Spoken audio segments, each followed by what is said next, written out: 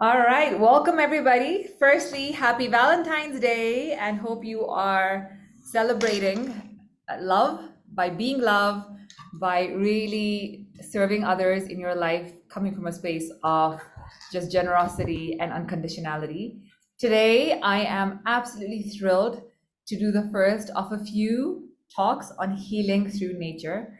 And I have the most extraordinarily special guests who I will introduce in a moment. Before I do that, just to share context with you, I was in India last month in January for a spiritual retreat at Govardhan Ecovillage. And those of you that aren't familiar with India, it's slightly north of Mumbai, about 2.5 hour road trip. And just entering that space that I had read so much about and heard so much about in the last 7+ years, what was fascinating for me was just physically being in a space where as soon as we entered, there was a sense of inner peace and calmness. And then over the 7 days, we got to meet spiritual teachers from all walks of life and hear all different type of talks. Two of our gurus and teachers that we had the great fortune of meeting was Nimai Lila and his wonderful wife, Victoria. And we had a sound healing session with both of them. I have been exposed to sound healing at the basic most level, which is a few bowls and then hearing them, hear a gong beat, like hit them and then experience something sitting in somebody's living room. Nothing at the caliber of what I experienced over here at Govardhan Ecovillage through their expertise and the way they actually created healing through that setup. That was just one of the sessions. With Nimai Lila, we had the fortune of having great tours around Govardhan Ecovillage, Vrindavan. And what was fascinating was in every feature, physical feature, natural feature we had passed, I learned about a healing property, whether it was water bodies or bricks, literally bricks made out of earth, or just waste management systems and soil biotechnology, to animals and just sitting in spaces where we were surrounded by cows and how therapeutic that could be as well. And so walking away from Govardhan Ecovillage with so much enhanced knowledge, to make that knowledge into our everyday wisdom, what's really important for me is to keep the practices alive. But a big part also is to share the knowledge I got with you all, because collectively then we get to shift our consciousness. And so firstly, Nimai Lila and Victoria, Hare Krishna, and thank you so much for dialing in all the way from India today's session. And for all the viewers, I would like to do an introduction of them both because my introduction of what I just shared doesn't capture even a fraction of who they are for the world and what their service is. So to start off with Nimai Lila Das, he is the head philosophy teacher at Govardhan School of Yoga at ISKCON Govardhan Ecovillage.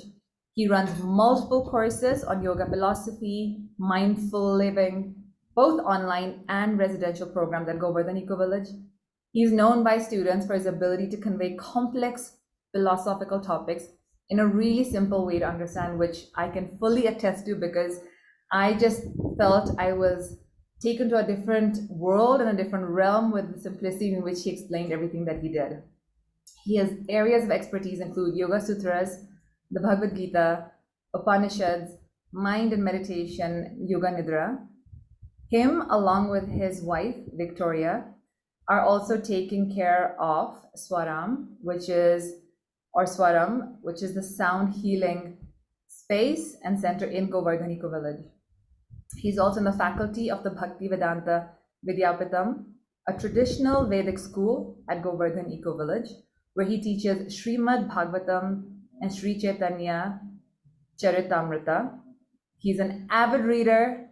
His other interests are in the field of ecology and sustainability, where he's been distinguished speaker at various national and international forums.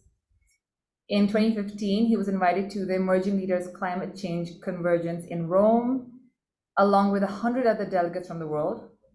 In 2019, recently, he was voted among the most influential sustainability leaders in the world. So truly, truly an honor for us to have him here with us today. And his background, though, is from a whole different world. He holds a master's in electrical engineering from a prestigious Indian Institute of Science in Bangalore, and has worked for L&T, Tata Motors before he got fully involved with ISKCON. So Nimai Lila, a true warm welcome to you from us and everybody else that's watching.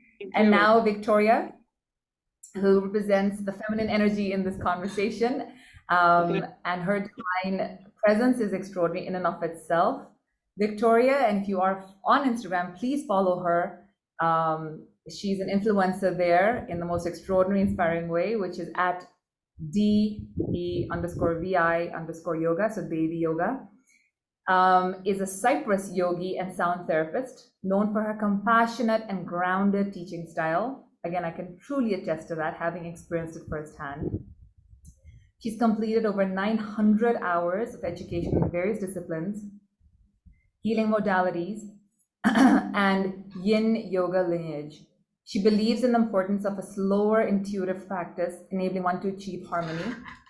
During her sound journeys, Victoria leads you through a beautiful session of mindfulness, along with the soothing vibrations of sound, which create the perfect space for deep relaxation and rejuvenation, which I have experienced and been through. Victoria is accredited by Karma Yoga Academy in Dubai, Russia, International School of Sound Healing, Swaram Sound Experience Center in Oroville, and Govardhan School of Yoga. That beautiful introduction sets the stage for my first question to you, which is, we talk about healing through nature, which is the topic of our series. And why is it that as we physically enter Govardhan Ecovillage, there's a shift that not only I experienced, we were a group of 16, physically experienced something shift within us. But not only that, you talked about so many aspects of the physical structures, and like I said, just natural existing structures that all had some form of a healing quality. Number one, how is that possible? And number two, if it's so valuable in its healing properties, it being just nature, then why are we living the lifestyles we are in cities? Wow. That in itself is a whole discussion. That itself is a whole discussion. Let's try to address that one at a time. So, the one word that our audience would have heard a lot in your question is the word healing. And healing means literally coming back to a normal state.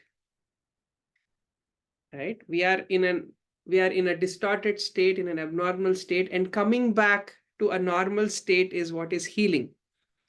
And if you see philosophically, humans, the goal, if any, the purpose of any of our existence is also to come back to a normal state. So healing and humans to me are synonymous words. Etymologically also, I see them very synonymous. Literally, we should stop looking at ourselves as human beings and start looking ourselves more as healing beings. Then the world around us will also suddenly start looking like a healing space. So now, addressing your question directly, why Ecovillage is so different? What made you experience that kind of a healing environment? Because when we tried making this space, for us, Ecovillage is not just any other eco-friendly village. It's a space for life to take place. And as we just discussed, life here means healing. So literally every aspect in the very design of the Ecovillage, there has been this healing thought process, transforming the heart as the very basis of the very design. And when I'm using the word design, again, I don't want to limit it to what you do on paper with architecture and engineering. I'm even going at the level of the intention behind that place. Because a lot of creation happens in the inner world before it expresses and manifests itself in the outer world. So, right from the inner world design to the outer world execution, healing has been an important guiding principle for us, and that's what creates. And that's why you will see many aspects in the eco village have that very strong connection with nature, which is one of our greatest sources of healing energy.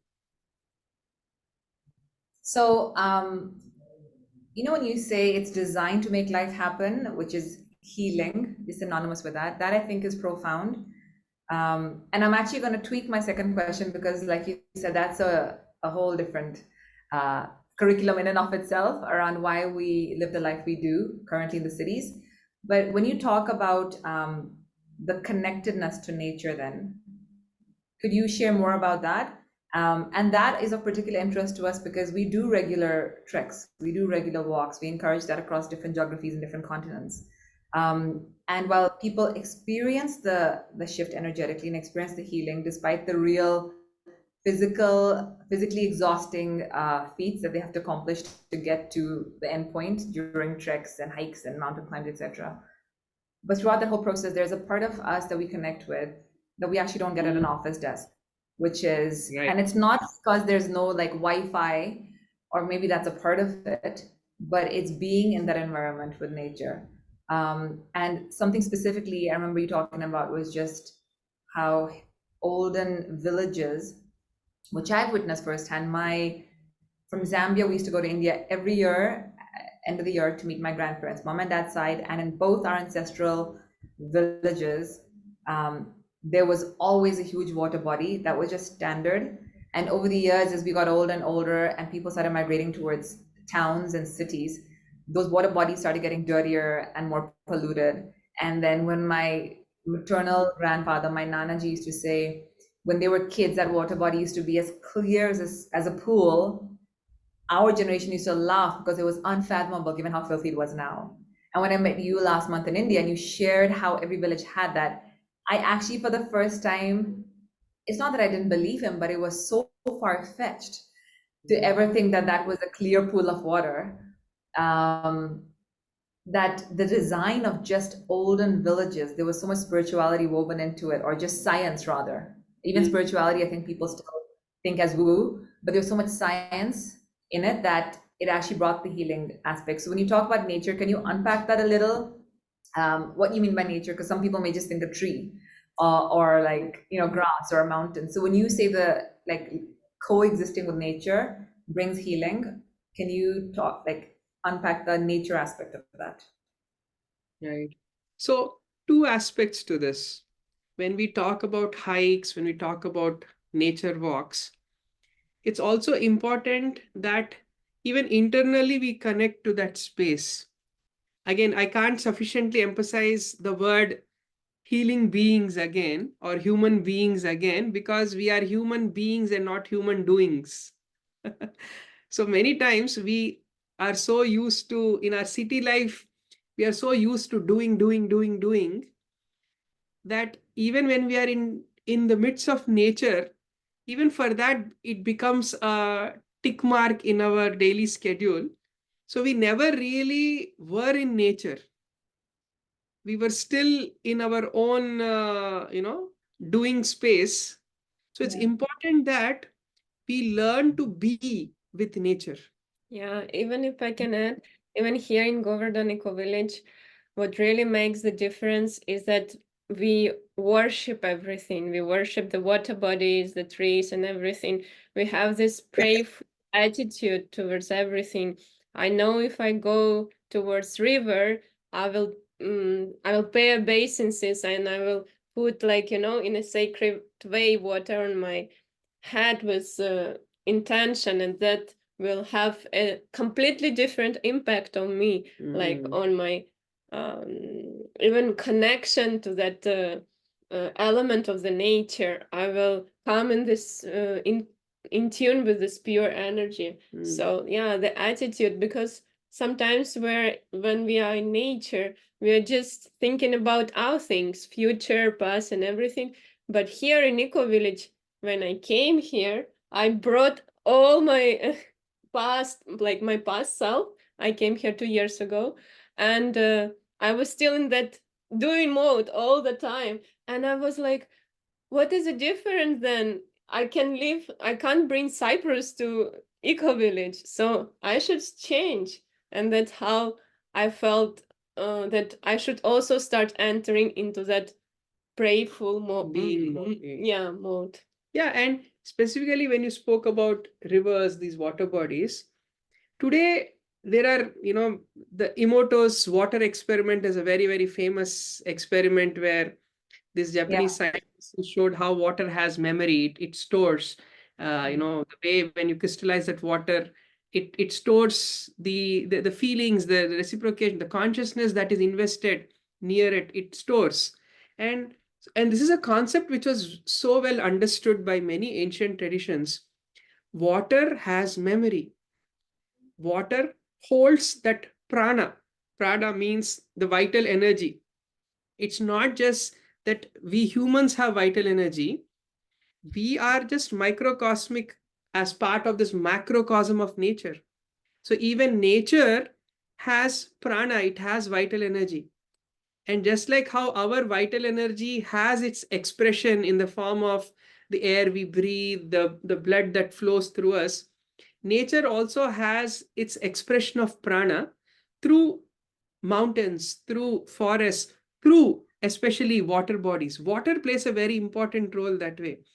And when we are talking about such water bodies being a part of every world tradition, every village, right?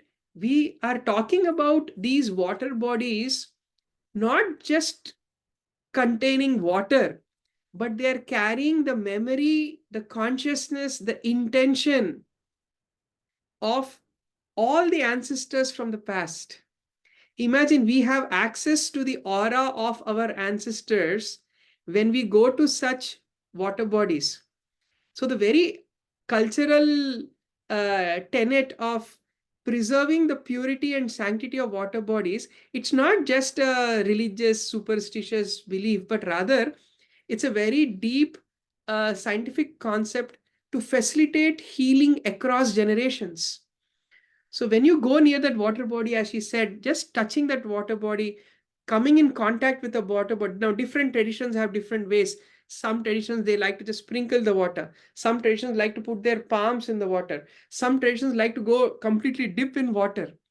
But whichever way you like to come in contact with the water, you are coming in contact with all the stored energy of all our ancestors and empowering yourself that way. Yeah. So I have a question on that because that's so fascinating. So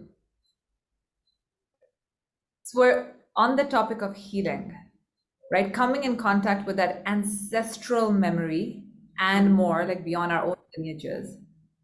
Surely there's mixed energy in those water bodies as well, right? How do we, there's no filtration process, right? So, and I, like, having been raised in a Hindu household, and also having left my parents' nest, moved to London, we were always close to the river in London. In New Zealand, where I also lived, there were just oceans there, but I naturally would feel at home. I feel my soul is, I would use the language, my soul is at home because closer to water bodies without having any awareness of just healing properties of water.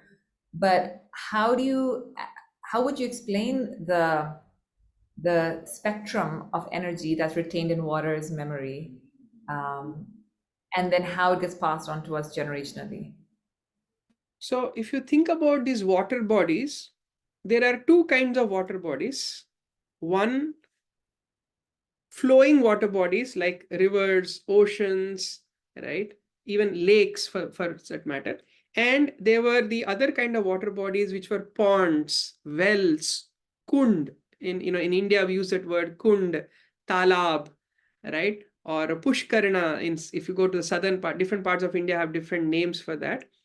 Now, usually these smaller water bodies like ponds were localized and they were restricted to one village or some holy place like a temple would have its own associated pushkarana or a pond or a kund, right? And sometimes even individual house would have their own well or a pond. And it was, and people were so respectful, to the point of being almost protective also, that that water body would be exposed to only that particular family, that, like if if the well is in their house, only people from that family would access that well. Oh, got And it. there would be some very specific some kind of a ritual, some kind of a worship puja that they would do on some special days of the year, so that it maintains, it continues to carry the energy from their ancestors, and continues that, maintain that purity of ancestry, right? But sometimes you would also have this common water bodies, where there is a potential of, of getting some mixed energies. However, you also have the second categories, which are the flowing water bodies, like for example rivers. If you notice, especially like country like India, rivers always were held in high esteem. Yeah. You know, irrespective of which family you are from, your ancestry wouldn't matter, because rivers were like these universal healing spaces. Yeah. Because rivers are coming from mountains. In fact, if you understand a little bit of Indian, rivers and their origins, there are two things common to every single river in India. One, it comes from a mountain. Two, there is definitely a temple of Lord Shiva somewhere at the top of that mountain. Right. Because Shivji, whether it is Godavari, Triambak, whether it is Ganga, in Yamunotri, right? In Gangotri or Yamuna Devi, there is always a temple associated, right? Indicating that, look, because the source is that of a universal energy, these rivers would not get contaminated, or their energies will never get mixed. All right. Right? And also today we also understand at a physical level also, because these rivers are coming down from those pristine mountains, Right. carrying their charge with all the minerals from the mountains, and mineralized water has its own level of healing properties. Even at a physical level it has healing properties, what to speak of the energetic thing that we are trying to analyze here. Right. So that in itself is fascinating. And I guess I want to bridge it to our lives today. Right. So um, of the 8 point, like a fraction that will intentionally go and spend whatever time at a spiritual retreat, right? To even begin to understand these principles, let alone experience them. How do we take the wisdom of understanding water as a healing body, or that it has healing properties, in our current city lives? How does that translate? How is it applicable for somebody sat in Central Africa or Australia or in the US in like a block of apartments or just any other part of the world? How can we use that timeless wisdom to really focus on the healing the being aspect of our existence? See, so what we understood, if we summarize everything that we discussed today so far, is water is a very good carrier of healing energy, Yeah. right? So there are many elements in nature, all of them have varying capacities. Water is one of the very powerful carriers of healing energy, and we can utilize that to energize water around us. Today we talk about, for example, those who understand the science of crystals, Yeah. right? So people also energize crystals and Right. use that. Again, what is a crystal? It's a very, very special part of the earth element, the bhutattva, earth element in nature, right? And likewise, water can also be energized. So you Right. can have water, energized water, and use it as a source of healing energy. Yeah, but how to energize it? Yes, how to energize that water. If you see, one of the very common practices in India is to have a copper pot and in their altar, whichever is the place of worship, Yeah. right? Maybe it could be near your holy book or a holy altar, some deities, or any holy place space in your house. Just have some water, right? Preferably in a metallic container. Especially copper is a very powerful medium. If you see all the kalash, Yeah. the kalash are these little containers, pots. These are usually on top of temples. They are Yeah. also metal of copper. The flag is usually is a copper plate inside the altar. Also, copper is a very very good, not just electric conductor but also conductor of subtle energies. So preferably in a copper pot. Now somebody coming from a modern scientific background will also say yes, copper also releases some ions, and maybe you're talking about ionic water here. Again, I'm not just Yeah. limiting it to ionic water. Yeah. We are talking about a good, a suitable carrier material, and when you store that water, keeping it in a holy space and energizing it through some kind of spiritual activity, a Yeah. prayer, perhaps some kind of meditation, right? And so basically what you are doing is you are allowing your energy to raise through a spiritual practice. And because we know once life happens, my energy is going to drain out. Yeah. Once I step out of my meditation room, once I enter into office, once I enter somewhere else, my energy is going to drain out. So while I'm in my energetic state, I will store my energy in water. Wow. When I come home, or when I feel, whenever I need some spiritual energy, I use that water. I energize, I drink that water. And I still remember my mom still does that, by the way. She still puts all, she doesn't use any of these modern day RO filters, blah, blah, blah. She still has copper, big, huge copper vessels. All the drinking water at home is, you know, the water that she collects. And even when she's collecting that water, she would have just finished her puja, and in that state, she would collect that water. She would sanctify that water is always kept separately. Not everybody can, Yeah. go and access that water whenever they want. So it's basically the sanctity of that water is kept intact. So yes, so try this as an experiment and see, try it out, guys. Yeah, for me, I can share that I love to bring the qualities of a particular element into my life. For me, I know for sure that to feel myself, I need to have the qualities of the water in my life, like this Mm. flowing, sensitive energy. So I will feel like I'm losing myself if I don't go out and sit near the ocean or river or something and just try and connect to this element of nature.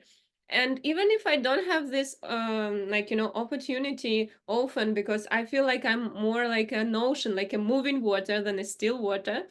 So then Yeah. if I miss moving water here, then I will try to even like take more showers during the day, drink more water, or even Yeah. dance in a flowing way, or even wear blue clothes.